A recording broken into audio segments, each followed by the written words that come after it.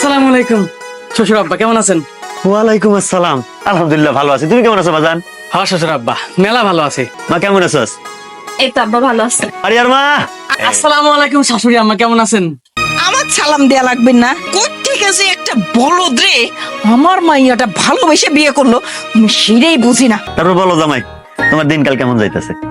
আব্বা জান, হ্যাঁ যাচ্ছে, ভালোই যাচ্ছে। এই 2 দিন আগে তুই এই বলদ রে নিয়ে এই বাড়ির থেকে গেলি, আবার গাট্টি বস্তা ভরে তুই এই বাড়িতে আইছিস কি জন্য?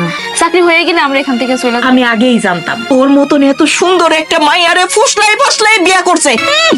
2 দিন পর পর শ্বশুর বাড়ি আসতে মন চায় না? ব্যাগ ট্যাগ নিয়ে সোজা ওই ঘরে চলে যাও। মা তুমি এসব কি বলতেছো? ওই ঘরে যাব মানে? এটা তো আমার ঘর, আমি এখানে থাকলে সমস্যা কি? ওই ঘরে যাও, ব্যাগ তোলো, চলো।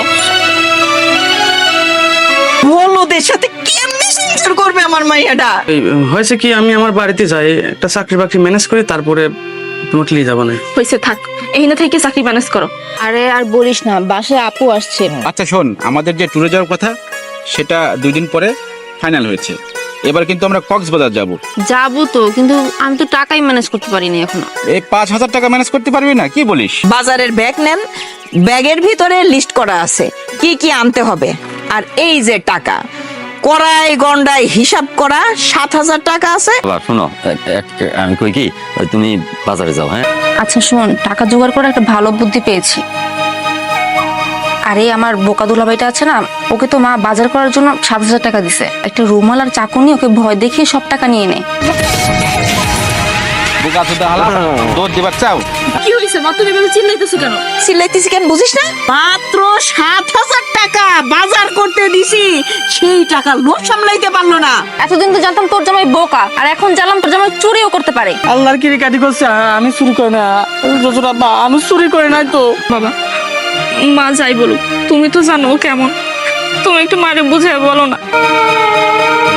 হ্যালো, আচ্ছা শোন, তাহলে তো কক্সবাজার যাচ্ছি আমি। বাসায় তো বলেছি মাইশাদের সাথে যাচ্ছি, না হলে তো যেত না।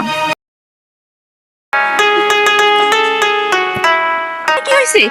তুই বমি করতেছিস কেন? আর বলিস না আপু, কয়দিন ধরে মাথাটা অনেক ঘুরাইতেছে, আর সবকিছু না কেমন গন্ধ গন্ধ লাগে। বমি করতেই পারে একটা মানুষ, তাই বলে এত চিল্লাচিল্লি কিসের? আর ওনাকে কোনো কিছু খাইতে গেলে খাবারের গন্ধও পাইতেছে। সত্যি করে বলতো রে, এই কাজ কে করছে? এখন যদি আমি কক্সবাজারের ঘটনাটা বলি, তাহলে তো বাসা থেকেই বের করে দিবে আমাকে। এক কাজ করি, দুলাভাইকেই ফাঁসিয়ে দেই। বলিস না কেন? আম্মা, দুলাভাই